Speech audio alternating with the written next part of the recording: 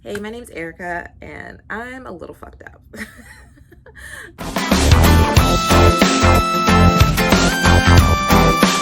Like, our codependency went hand in hand with our love.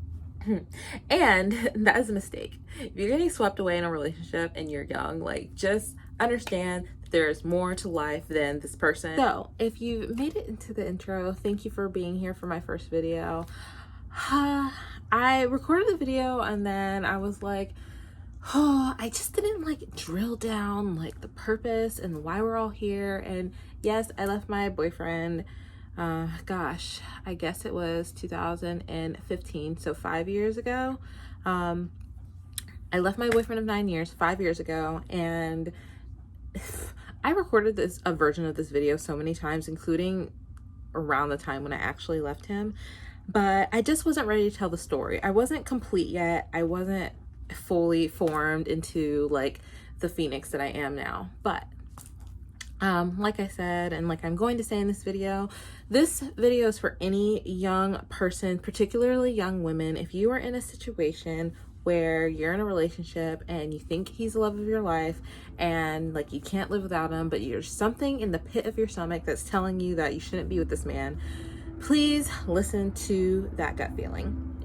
It'll save you a lot of time, a lot of heartache, and just, you know, if you're meant to be, you'll come back together. But if you're not, then you'll thrive and be healthy and loved and whatever. But yeah, so like I said, it's my first video, particularly surrounding how you're gonna get over the breakup and like what I did to kind of overcome those things. Now, am I an expert on breakups? Like, I only had that one serious relationship in my life, and I've dated after that, and I've dated like a couple people, but I haven't said like I loved you to anybody since. And that's fine and perfectly cool with me, because the next person I say that I love them, it's going to be, you know, heartfelt and meaningful. So I just want to give you guys this quick introduction and, you know, let's just get into it. I left my ex-boyfriend of like 9 years. Like, we were together since I was 15. And at that moment when I left him, I felt so much like relief. And I'm gonna like briefly chronicle the points in our relationship, but video to not just be a story time. I want to talk about what you can learn from it, especially if you're a young person in a relationship where you feel like, you know, they're your everything. And I just need people to understand that it's okay to take your time on your relationships and figure out yourself and live your own life. So this is my dog Hayes. She's chilling out, and hopefully we can all get to know each other on my channel. My channel going forward is videos like this where I talk about where you can learn from my mistakes as a young 20-something. I'm 29 right now. I'm a working professional. We're in the middle of a pandemic still. Ugh, my dog needs dog food. Like, I'm a dog mom. I got shit to do. So first of all, I met my ex when I was 14 going on 15 years old. I think it was the second semester of my freshman year in high school, and we had just come back from Christmas break. I pretty much had seen him in passing, and he was like kind of the troublemaker, goofball, like class clown situation. Like, he was always just like in everybody's business and being a pain in the ass to everyone. And when I first met him, I was just like, what the fuck are you doing? But we met in gym, like officially, and we actually started having a conversation, flirting with each other, and he pretty much like started to pursue me in a romantic context. And this was exciting because I had only had one boyfriend in my whole life before that, in middle school, and I met this guy. And let me just set the scene. He was 6 foot tall. Like, he was, you know, tall. I'm tall myself, but he was like 6 foot, deep voice. And, you know, when you really look at somebody, you're like, I can see why you're kind of attractive. So I was just excited that someone was paying attention to me, and I was young and, you know, wanted that attention and wanted someone to come and like be my boyfriend, essentially. So we had this whirlwind romance, and like it was so stupid because, since I told you guys before, he was super fucking annoying. All my friends would just be like, what the fuck, like, why are you with him? And I was like, no, guys, like, it's fine. It wasn't fine. And then the more I got to know him, it turned out that he had a really rough family life. And not to get too much into his situation, but I felt like I was the only person that he would like talk to and share like the intimate details of his relationship with his family. And you know, it became me going from like a sympathetic ear as I look back on it now, and it moved into something more like consuming. With that part of my life, I had this conversation with one of my friends. You have this point where you're just like, you don't have to be nice and kind to everyone. Like, sure, be cordial, but like sometimes people deserve your neutrality. And to like overextend yourself in relationships is where a lot of young women go like way to the left, okay? And the reason why I'm saying that is because I went from a sympathetic ear to someone like he depended on. It was a codependency, and he would call me like nonstop, multiple times a day if we were in school. And this is back in 2005. So if you're young, like the whole texting thing was not new, but it was just, it wasn't as like quick and prevalent and whatever it is now. So we would call each other a lot. We would always be on the phone. He would call me, like, and he just like consumed my life. And it was to the point where like I was uncomfortable, but I just wanted this person to be in my life so badly, because it gave me like a sense of like validation and purpose. And like I said, I was young and I wanted this boyfriend. To paint a picture of my ex-boyfriend, he said a lot of good things. He was one of those like young guys who had, you know, heard all the things that you were supposed to do, but as far as like figuring out how to execute it, he had very poor follow through. And for young people, like, we typically give people the benefit of the doubt. And that's dangerous because, you know, one of the things you learn as you grow up is that like actions definitely speak louder than words. And so yes, someone is saying something to you, but their lack of follow through and their lack of you know don't just talk about it, be about it, that whole is one of those things that is confusing to a young person. So the reason why I just kind of like skirted over like all his problematic shit is because I was like, well, you know, he says this thing, and like you want to believe people that you are potentially falling for. And I'll never forget, we were at a football game, and I knew that I liked him. He had already told me that he loved me, and we were at this football game, and we just kind of like were underneath the stars, like kind of away from everything and like talking, and we just like laid in the grass. And I think at that moment, like that's when I realized that I had some type of feelings for this person. And I let the idea of like, well, this could be like my true love. Like, you're still on that wave and that whimsy when you're younger of like, this could be something like super special for you. So you just kind of get swept away.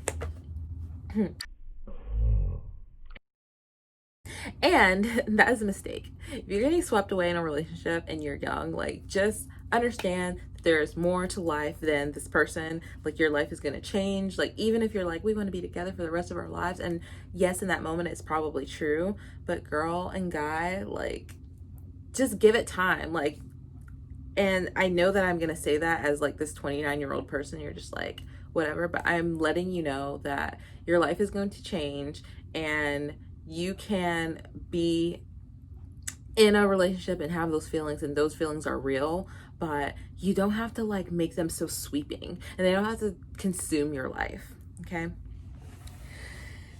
So anyway, we're gonna skip ahead to college.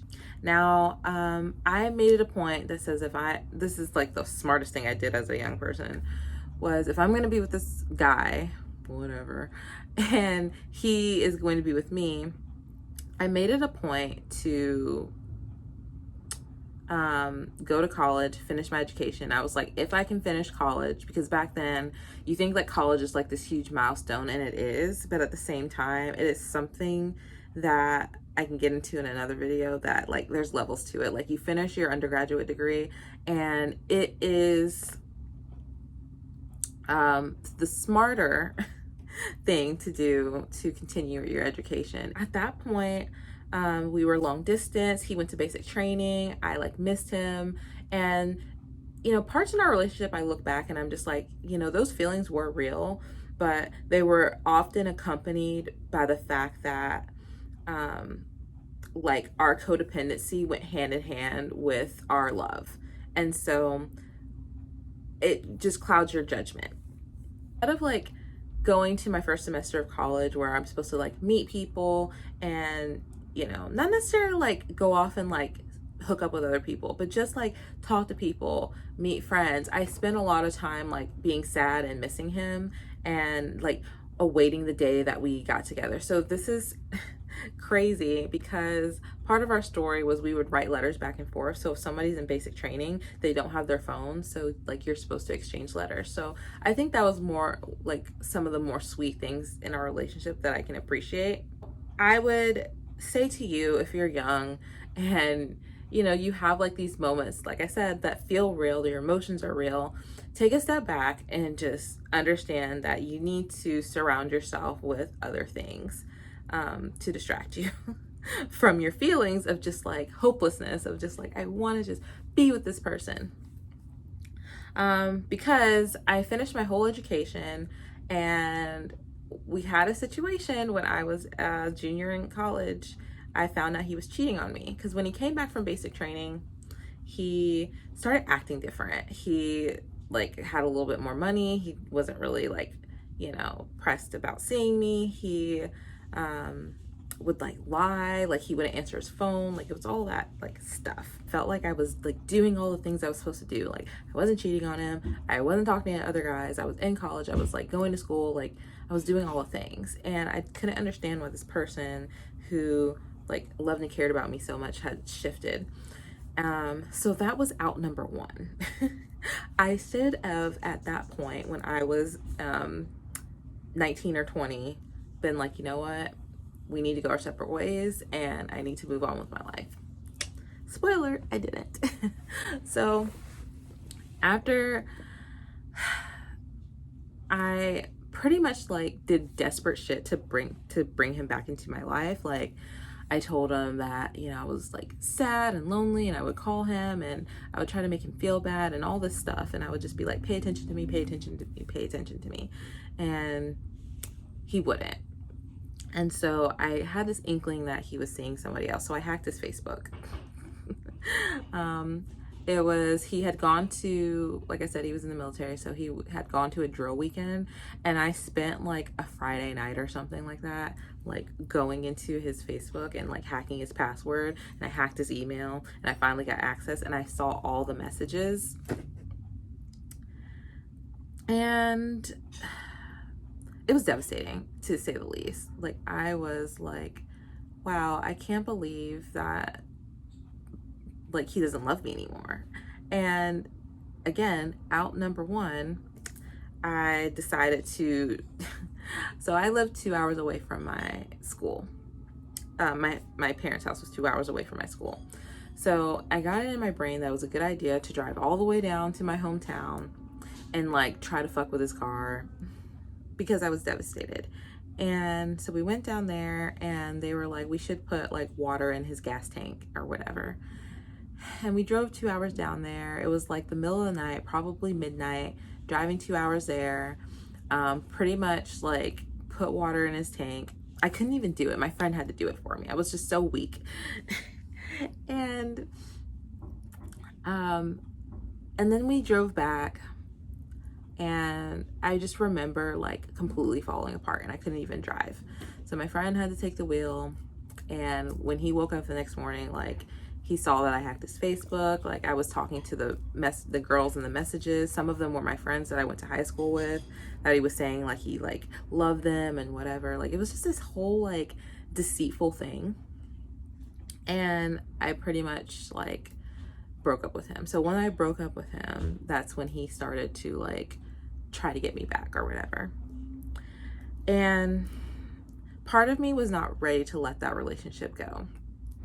And I can understand that, where you're in a situation and it's so sweeping and so consuming, and it's part of your whole life, and you try to make time to like be with your friends, but at the same time, like, this other person is just like so in your life. Like, if I went somewhere, I would like ask my friends, could my boyfriend go? And they would clearly just want to hang out with me, and it was just not healthy, and I was a shitty friend, like, just prefacing when I was younger. And so once I like got a grip, like, stuff started to get better for me. I started hanging out with my friends while I was in college and like trying to move on, but I really missed him. And then the catalyst for me to come running back is he got into an accident and essentially he broke his neck. Long story short, he had to get discharged from the military. And I talk about this story in a little bit more detail in my podcast episode. I came running back to him, and we had like this moment of trying to reconnect with each other, because clearly what he told me was like everyone else like wasn't there for him in the way that I was there for him. And of course that they weren't, because they weren't crazy like I was. So we reconnected, and I started like once again ruining friendships to try to like have this man in my life. And I had him at my college apartment. My roommate at the time was like so freaking pissed that I had him in the apartment, and like my stupid brain was just like, I don't understand like why you have such a problem with us being together. And it was like a mess, girl. It was a freaking mess. So after college, we decided to live together. Long story short, we got a dog. I graduated school. My plan was to go to graduate school, but I was so lost that I allowed me in my brain saying like, once we are together and after I'm out of college, we'll be together. And I'll put 100% into my relationship, and you know, it'll be about me and you and building a life together, like building life.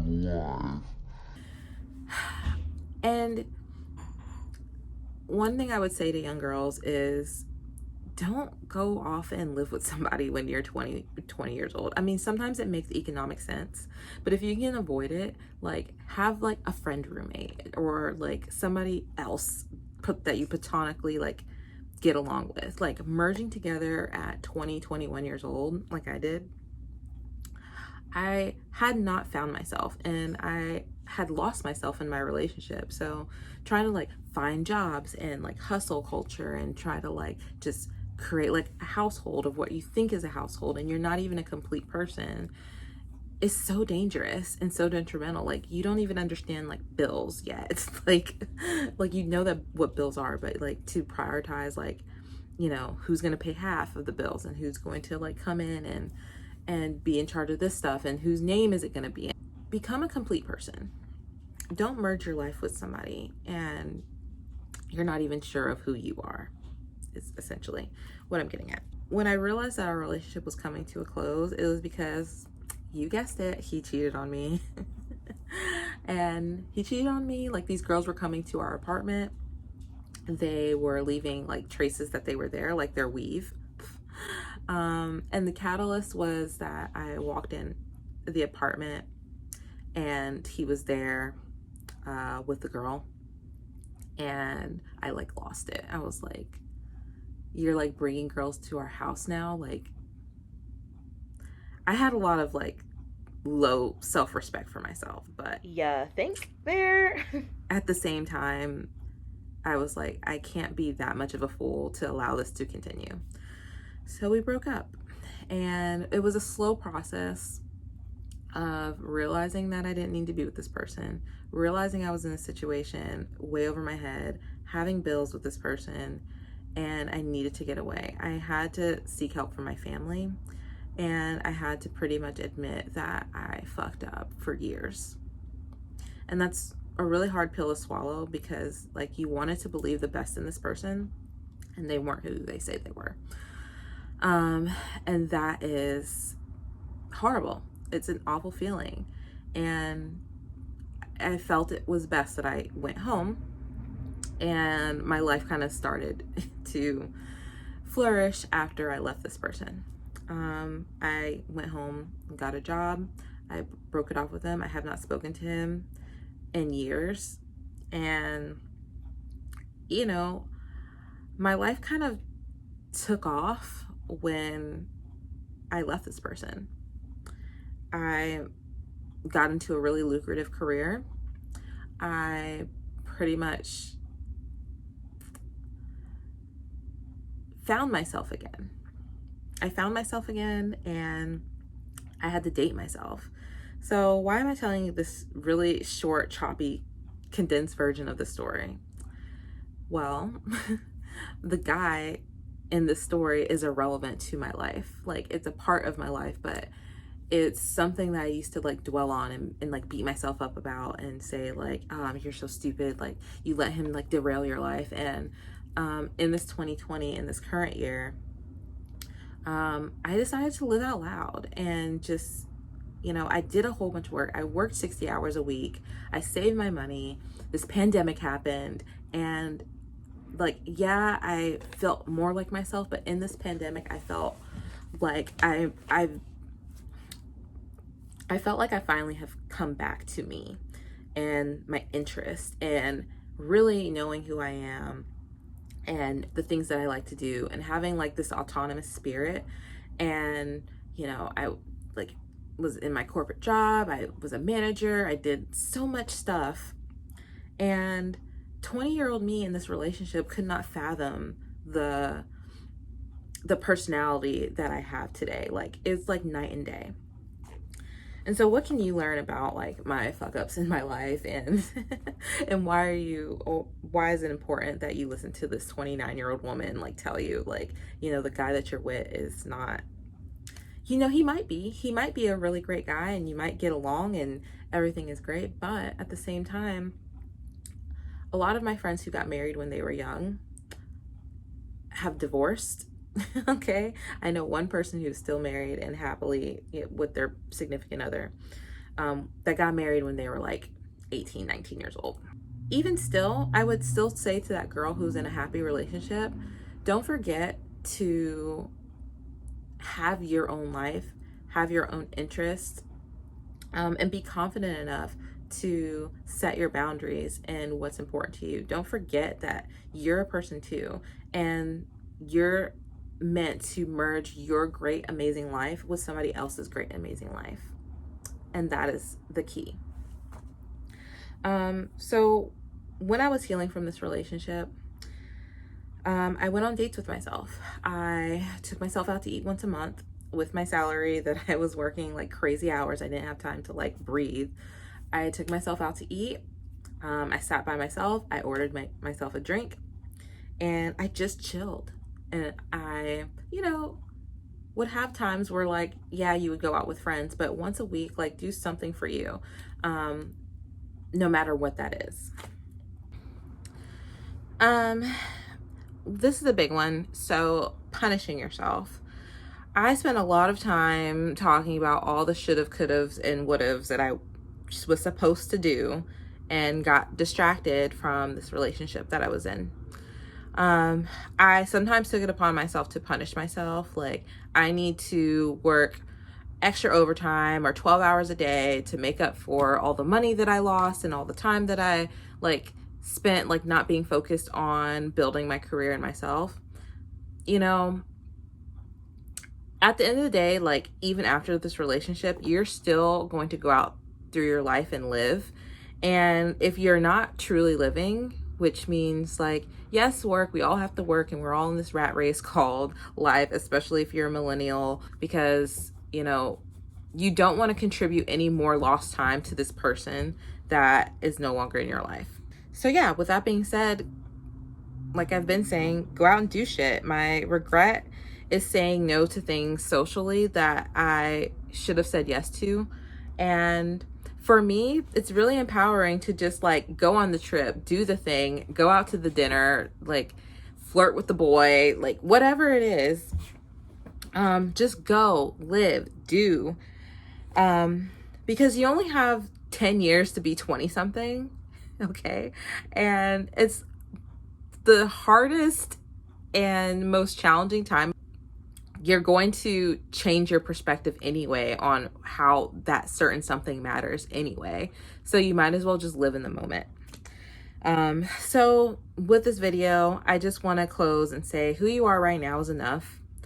All the things and all the situations in your life that you might find regret in, or some type of loss that you feel like you messed up or wasn't the way that you were supposed to do it, it brought you to the moment that you're in right now. You have to always remember that when you're carving out these new goals that are separate from the relationship that you lost, have a general idea of how you want your life to look, not necessarily the goal. So yes, you can say, I want to work for this company and be successful in these areas, here, here, and here. But how do you want your life to look? What is the income that you need to have that specific life? What is, you know, your living situation like? What is, you know, the smell that you want to have when you go into your home at the end of the day? What is the feel like what feelings of joy do you want to have when you're living your life on a day-to-day basis? If you can kind of envision something along those lines and not get caught up in the details of your goal, you can envision like how you are going to feel and interact on a day-to-day basis, then that will help in the clarity that you may or may not have, even if you feel lost. I know I spent a lot of times in my 20s not like having like a fleshed out answer and like just getting so overwhelmed with like the thing that I had to do in order to be successful. But my life has gotten so much more enriched by focusing on like the picture that I want to have for my life. And it's going to change and ebb and flow, even if you're unsure of what career path you want to have. You know, have an idea of what kind of house you want to live in, what kind of car do you want to drive. Do material things matter at all? Then you can perhaps, and this is just a theory, you can lead to your most authentic self. So that's really all I have to say about this relationship that took me you know, away from my life, but at the same time it brought me back to the life that I was supposed to have all along. So thank you guys for tuning into my first video. I hope to be making more of these about the things that I did or did not do. So join the family, subscribe to me if you want to see more videos, leave a comment, let me know what you thought, what I can do to maybe improve, or what you want me to talk about next in my video. If you want to connect with me even more, you can follow my Instagram page at niceandairy21. And then I also have a podcast with my best friend of like almost 19 years. We've been friends since we were like 7-ish. We have a podcast called Unpacked Filth where we, you know, we just let it fly and we talk about things like sex and relationships, and that's kind of boring, right? But we talk about like mental health and more expansive topics. So go check those out. I will link them down below. And yeah, I'm so fucking awkward.